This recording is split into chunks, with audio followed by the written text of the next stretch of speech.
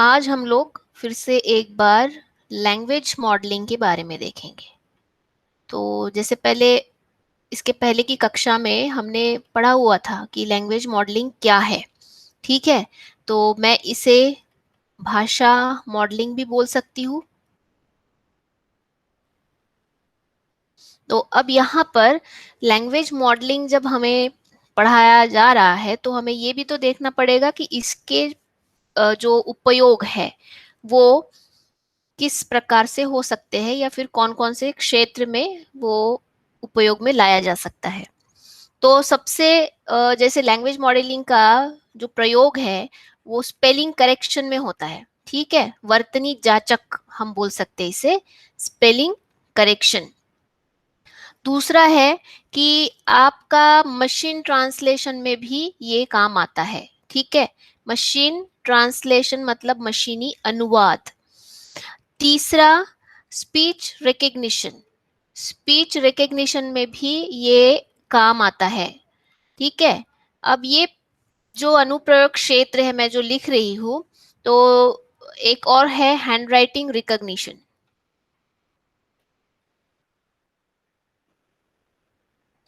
तो यहाँ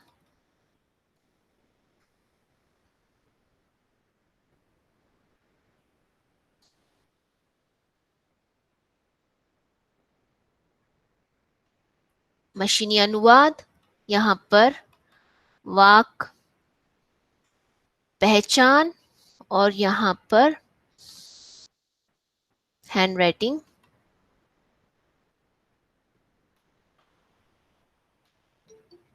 पहचान। ठीक है, तो यहाँ हमने यहाँ पे जो चारों अनुप्रयोग क्षेत्र उसके देखे हुए हैं। तो ये लैंग्वेज मॉडलिंग उपयोग में जो आता है ये विभिन्न क्षेत्रों में, तो इसका कॉन्सेप्ट हमने पहले देखा है। ठीक है, अब ये जो कॉन्सेप्ट है मुझे लगता है ये आ गए चेतन जी, चलो ठीक है। तो कॉन्सेप्ट हमने ये देखा था कि लैंग्वेज मॉडलिंग में हमें कुछ कॉन्सेप्ट्स भी पढ़ने पड़े थे। एक कॉन्सेप्ट था कि चेन रूल। ठीक है, एक ये था चेन रूल था। दूसरा था मार्कोव अजम्पशन।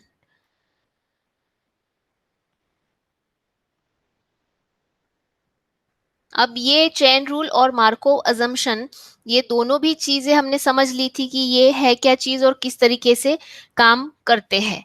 पर अब हमें एक और यहाँ पर बात ध्यान में रखनी है कि जब हम लोग लैंग्वेज मॉडल या फिर प्रोबेबिलिस्टिक लैंग्वेज मॉडल की बात करते हैं, तो हमारा जो गोल होता है, वो गोल मतलब हमारा जो लक्ष्य है इस पर, वो लक्ष्य ये है कि जो सीक्वेंस है, वर्ड्स का जो सीक्वेंस है, शब्दों का जो सीक्वेंस है, उस शब्दों के सीक्वेंस की हमें प्रोबेबिलिटी निकालनी है। तो ये जो सीक्वेंस है वो हमने इस तरीके से दर्शाया था। अगर आप लोगों को याद होगा, ये हमने इस तरीके से दर्शाया था, W3 अप टू WN।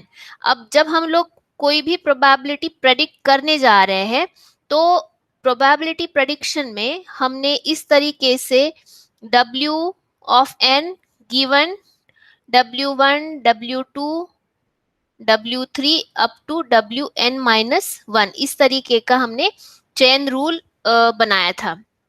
तो अब ये जो चेन रूल है, ये चेन रूल मार्को अजम्पशन ने थोड़ा सा बता दिया कि ये चेन रूल फॉलो करना जरूरी है नहीं। चेन रूल फॉलो अगर करते हैं तो आपका कैलकुलेशन बहुत ज्यादा कॉम्प्लेक्स हो जाता है।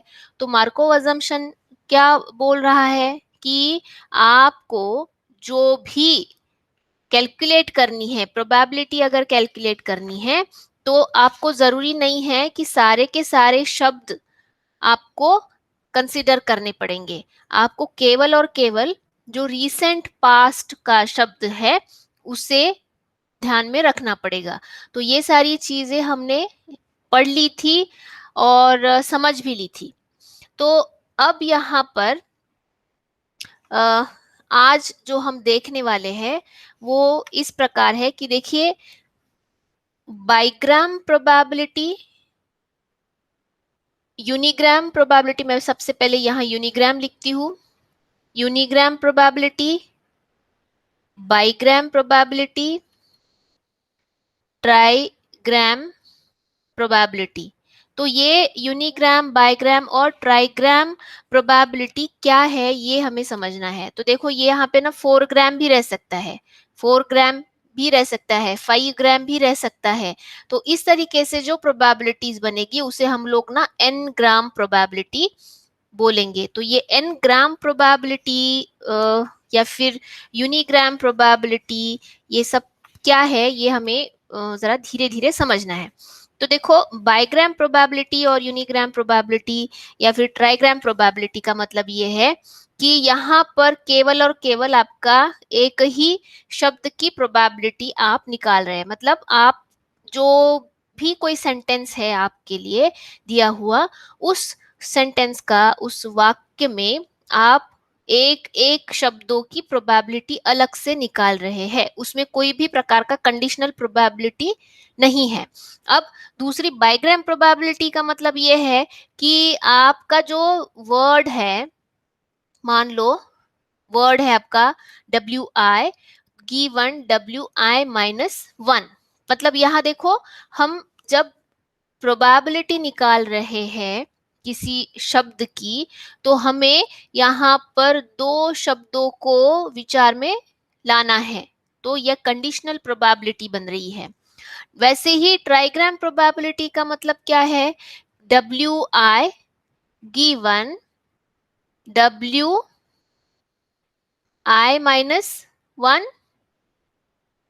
I-2, ठीक है। वैसे ही अगर प्रोबेबिलिटी ऑफ मैं WI निकालती हूँ यहाँ पर, तो WI-1 मतलब WI के जो पहले वाला शब्द है वो, उसके बाद वाला, उसके पहले वाला, और फिर और भी उसके पहले वाला, ठीक है। तो ये आपकी 4 ग्राम प्रोबेबिलिटी हो गई। वैसे ही मुझे 5 ग्राम बताने की यहाँ जरूरत नहीं है, आप खुद से भी समझ पाएंगे। यहाँ मैं लिख देती हूँ WI-1, WI-2, WI-3 और WI-4।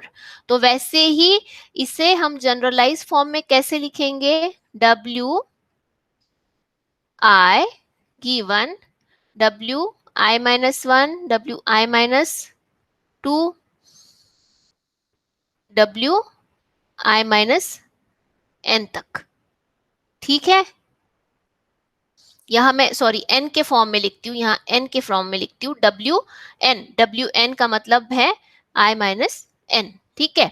तो यहाँ पर ये जो यूनिग्राम, बाईग्राम, ट्राईग्राम, 4 ग्राम और 5 gram up to n gram probability जो निकल रही है वो इस तरीके से निकल रही है। तो अभी यहाँ पर अगर हमने WN लिखा तो I को आप ये भी मान सकते हैं, यहाँ पे n भी मान सकते हैं, ठीक है।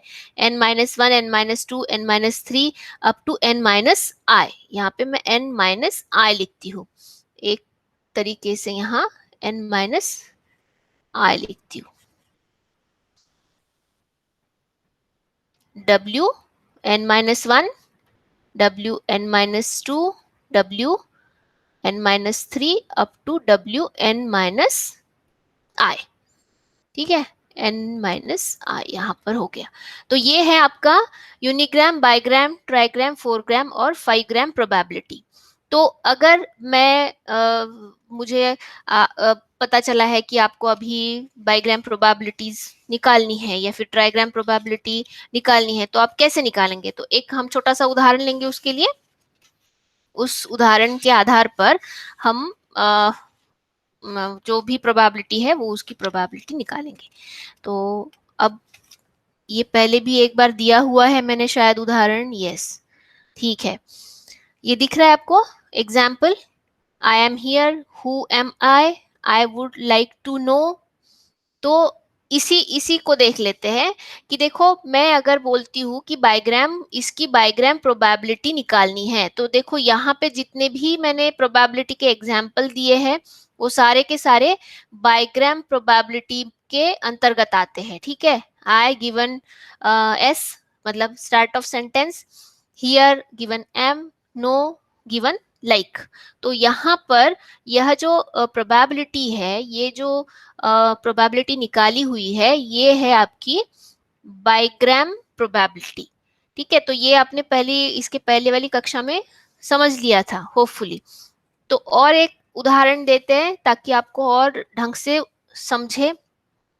एक हम लोग टॉय कॉर्पस लेते हैं यहाँ पर, ठीक है। तो टॉय कॉर्पस,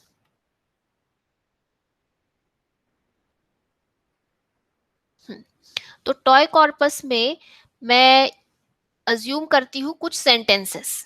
ये जितने भी मेरे सेंटेंसेस है ये इस तरीके से है। This is the house that Jack built. फिर उसके बाद में दिस इज द माल्ट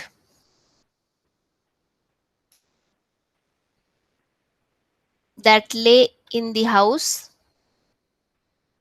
आपको अगर आप लिखना चाहते हैं मेरे साथ साथ तो आप लिख सकते हैं इसे, Jack built. This is the rat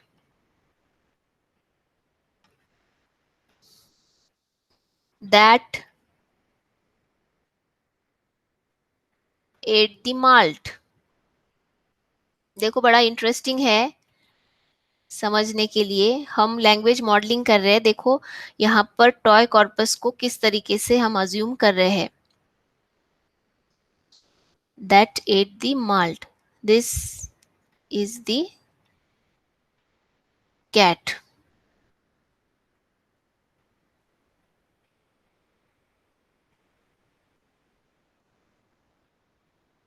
that killed the rat,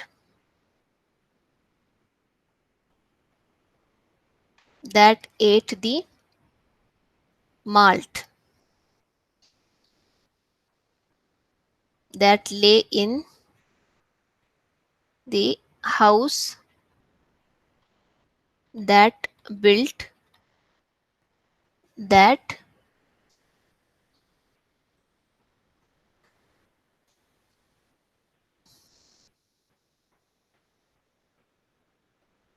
that Jack built. तो यहाँ पर ये उदाहरण हमने दिया है। तो अब पता है हमें क्या करना है। हमें प्रश्न अभी पूछना है इस तरीके से कि what is the probability of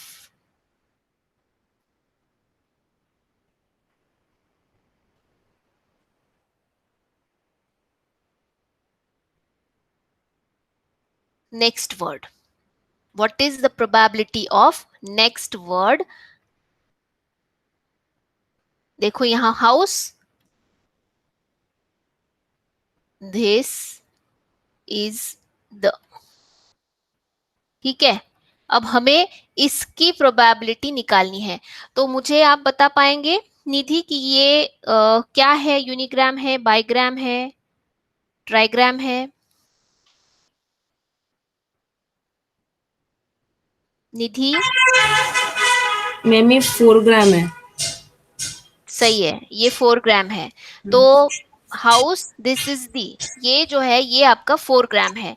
तो अब इसकी अगर हमें प्रोबेबिलिटी निकालनी है, probability of house this is the को हम अगर निकालते हैं तो हमें क्या करना पड़ेगा कि काउंट ऑफ, देखो count of this is the house, ये सेंटेंस सी का मतलब है count of this is the house कितनी बार है, और count of this is the कितनी बार है। तो ये जो है ये आपको अभी बताना है इस कॉर्पस के आधार पर। तो देखो दिस इज हाउस हमें ढूंढना है। ये यहां पर मैं लिख रही हूं, देखो यहां दिस इज हाउस आया है। उसके बाद में और कहाँ आया है दिस इज हाउस, बताइए जरा। This is smart, this is in the house, this is rat that kill the rat. हाँ अभिषेक, दिस इज हाउस और कहीं आया है? Madam this is the house कहीं नहीं आया, एक ही बार आया बस, फर्स्ट बढ़िया। सेंटेंस में। हाँ तो चेतन अभी मुझे बताएंगे कि this is the, this is the ये कितनी बार आया है और कहाँ कहाँ आया है? Yes ma'am.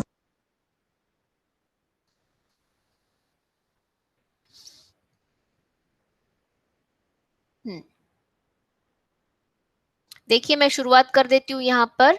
This is the, यहाँ दिख रहा है चेतन?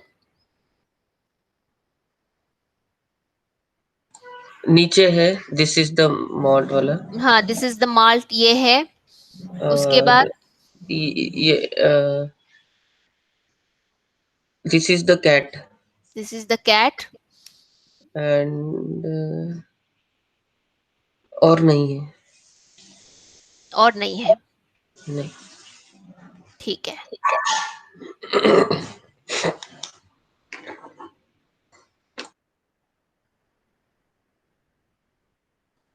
यहाँ पर मैं थोड़ा सा परिवर्तन कर रही हूँ।